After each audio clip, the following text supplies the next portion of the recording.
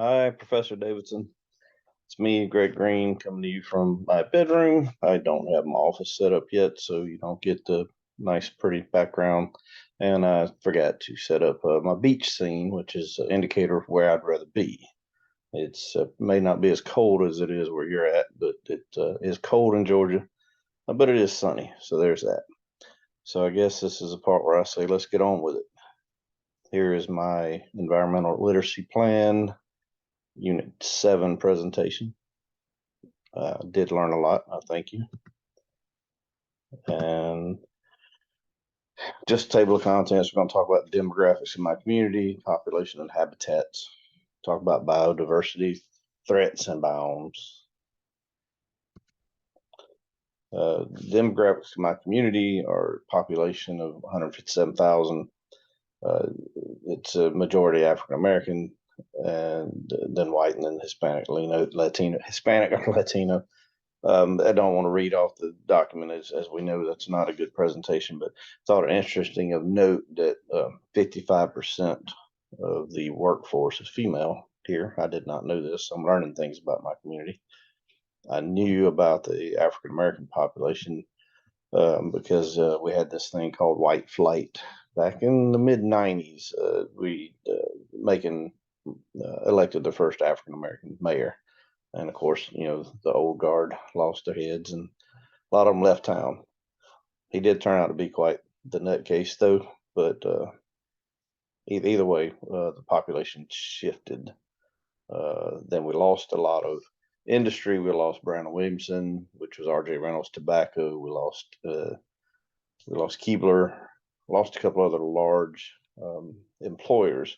So there's not as many in the workforce as used to be. And of course, then again, we've had 2008-9 recession. We've had COVID. So you understand, not as many people working today.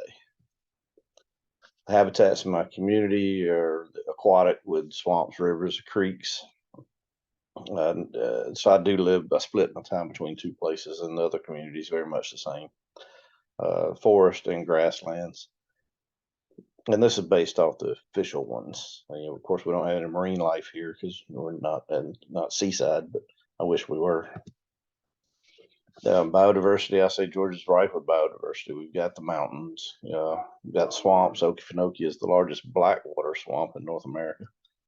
We do have Oceanside down in Savannah, St. Mary's, Tybee Island, St. Simon's, that kind of thing on the Atlantic Ocean. Of course, we got rivers and creeks galore. Again, grasslands and forests. There's a lot of farming here, peanuts, pecans, unbeknownst to me, tomatoes, which I think I alluded to in a previous presentation, previous assignment for this class. I didn't know that Georgia's now a big tomato producer. One of the outfits here locally does their tomatoes in greenhouses. Big, huge, biggest greenhouses I've ever seen. The threats to biodiversity. We currently have both a good and a bad thing. We've got road construction there. The major interchange here in Macon is I-75 and I-475. If you've ever been to Florida, you probably have passed through Macon, and they're reconstructing that interchange finally. But it is right on the river, so I'm sure there's been displacement of animals, loss of animal life. I'm sure some oil from the construction equipment leaked into the river. Nothing major, of course, but don't like to see any of it. Oddly enough, there's a lot of homes being built, even though there's, it's not a resurgence of population. As a matter of fact, I think what I wanted to allude to on the previous couple of slides is that the population is declining in this area the last several years. And while at the same time, downtown's growing. There's a lot of new breweries, there's restaurants, and there's a lot of nightlife. So there's something feeding that, and I'm going to dig into that. Other threats, farms. We do have a lot of farms. So we got fertilizer runoff like a lot of other places. We do have.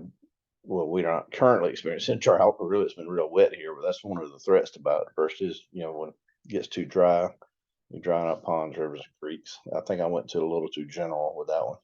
And then pollution with chemicals and trash. I personally used to call on wastewater treatment plants, and it's amazing what ends up in our wastewater through the sewer system that people throw beside the road or flush down the toilet.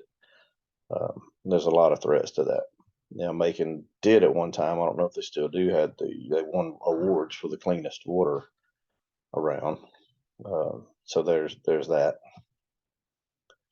So climate change and NIMBY, and I just realized I didn't put these in my table of contents.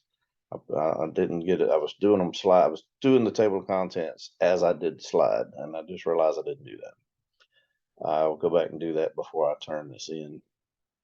What are the main impacts of climate change? The main impacts of that are, of course, increased and more intense storms. In a previous weekly assignment, I talked about the dams getting damaged due to the storms. More intense, more frequent, and there's not been enough inspection. So similarly to us losing bridges in the last 10, 15 years, more frequently than ever, those things aren't getting inspected as frequently. And I'm realizing climate change may be more impactful than I thought it was. I'm still not sold that this is not a normal cycle out of our thousands of years. I'm not a millions of years believer. I'm a thousands of years. But yeah, that's a whole nother subject. What can the community do to slow down the effects of climate change? Based on science and many findings, based on the findings, not much can be done. Yeah. So pay attention to where you're spending money as a person, and meaning what is that manufacturing company doing to make sure they're being good stewards of the environment? How are they packaging? Are they using recyclable materials to package? Are they incentivizing the consumer to turn that recycled material back? That's the kind of thing I mean by where you're spending your money. And driving cleaner. Wow, that's a big one, big challenge for me because I do like my gas burners and my big diesel. I got a big diesel van, 4-wheel drive, and I don't intend on giving those things up. However, I do appreciate being able to have cleaner air to breathe. So there's some sort of give and take on how we manufacture mufflers and scrubbers to. I know the manufacturing plants have big scrubbers on their outlet tanks, excuse me, on their outlet pipes to clean the air.